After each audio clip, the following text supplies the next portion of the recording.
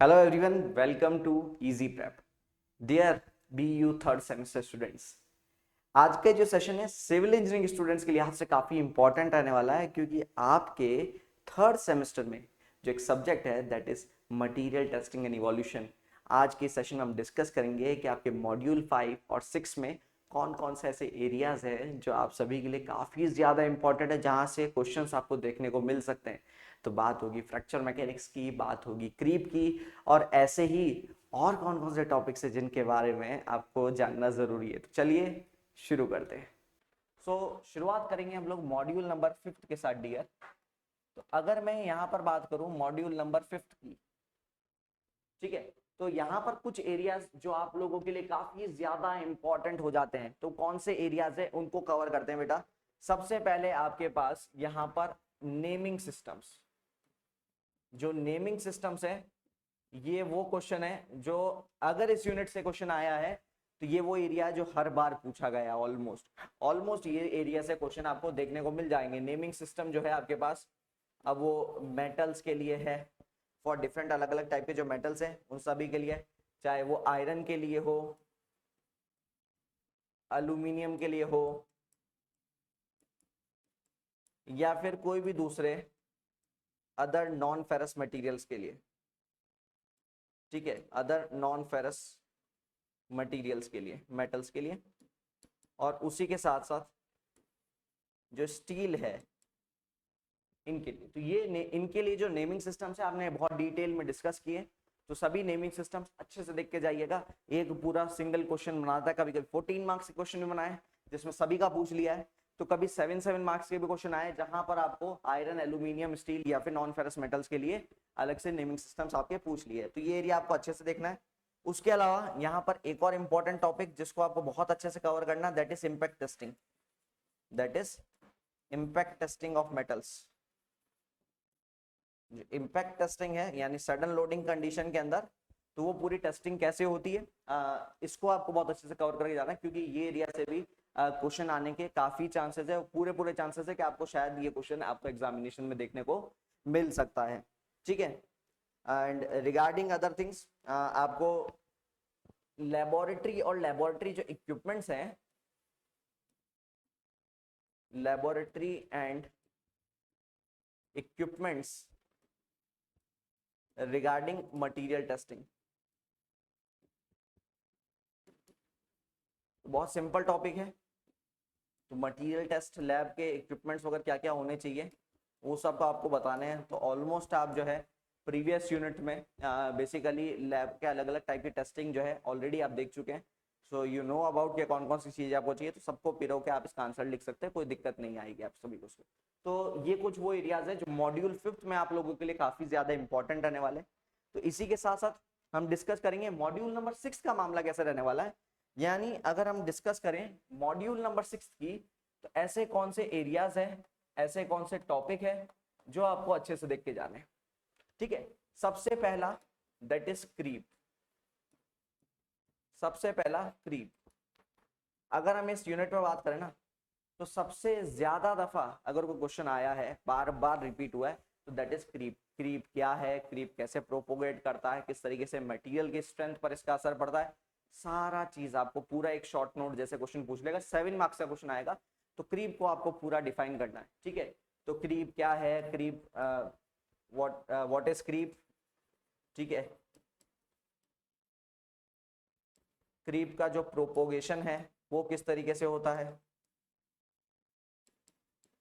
क्या इफेक्ट रहता है इसका मटेरियल स्ट्रेंथ पे, इफेक्ट ऑन मटेरियल स्ट्रेंथ। और आप कुछ एग्जांपल लेके किसी स्पेसिफिक मटेरियल के लिए, जैसे फॉर एग्जांपल आप मेटल ले लीजिए, स्टील ले लीजिए, आयरन ले लीजिए, तो इन केस के अंदर इन मटेरियल्स पे इसका इफेक्ट क्या पड़ता है वो भी आपको अच्छे से यहाँ पर एक्सप्लेन करना होगा। ठीक है, इसी के साथ साथ यहाँ पर एक और टॉपिक जिसको आपको बहुत अच्छे से कवर करना है, that is fracture mechanics. That is fracture mechanics. अब देखिए फ्रैक्चर मैकेनिक्स में सब आ गया। ठीक है, यहां पर मैं इसके बैकग्राउंड की बात कर लूंगा, यहां पर मैं बात कर लूंगा फ्रैक्चर टफनेस की। ठीक है, जो अलग अलग टाइप के आपके पास मटेरियल्स है, ठीक है, वो किस तरीके से आपको बेसिकली प्रोपोगेशन दिखाते हैं फ्रैक्चर टफनेस का, उनकी कितनी होती है, इनके बारे में आप डिस्कशन कर सकते हैं। एंड लास्ट टॉपिक जिसके बारे में आपको बहुत अच्छे से देखना है, दैट इज फटीग। ठीक है, फटीग क्या है, फटीग किस वजह से होता है, और फटीग किस तरीके से मटेरियल को कमजोर करता है, इसके बारे में भी आपको पूरी पूरी चर्चा जो है यहाँ पर करनी है।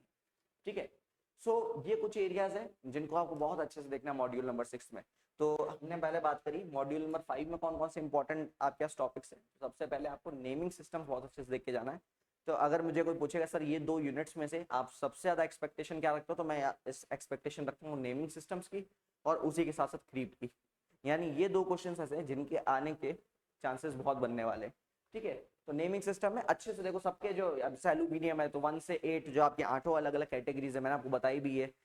तो उन सबको अच्छे से प्रिपेयर कर लेना। आयरन के नेमिंग सिस्टम के बारे में, स्टील के बारे में, तो हमने सबके नेमिंग सिस्टम बहुत अच्छे से चेकआउट किए, तो इनको आप जो है बेसिकली बहुत अच्छे से प्रिपेयर कर लीजिएगा। उसी के साथ साथ जो इम्पैक्ट टेस्टिंग है that should also be covered, और उसी के साथ साथ लेबोरेटरी टेस्टिंग जो पूरे इक्विपमेंट्स होते हैं इसके बारे में भी आपको जानकारी रहनी चाहिए। ठीक है, रिगार्डिंग मॉड्यूल 6 हमने बात किया क्रीप का प्रोपोगेशन, क्रीप का क्या इफेक्ट रहता है, किस तरीके से मटेरियल की प्रॉपर्टीज को, मटेरियल की स्ट्रेंथ को कम करता है, इस सब के बारे में आपको बात करनी है। ठीक है, और नेक्स्ट जो आपका फ्रैक्चर मैकेनिक्स है या फ्रैक्चर टफनेस के बारे में बात करनी है, तो ये वो एरिया ऐसा है जो लास्ट ईयर के पेपर में भी था। लास्ट ईयर के पेपर में भी फ्रैक्चर मैकेनिक्स से क्वेश्चन आपको देखने को मिला था। So these are some of the areas जिनको आपको बहुत अच्छे से देखना है। सो ये तो बात हुई बेटा आपके 3rd सेमेस्टर एग्जामिनेशंस की, तो अच्छे से प्रिपेयर करिए, ऑल द बेस्ट आपके एग्जामिनेशंस के लिए।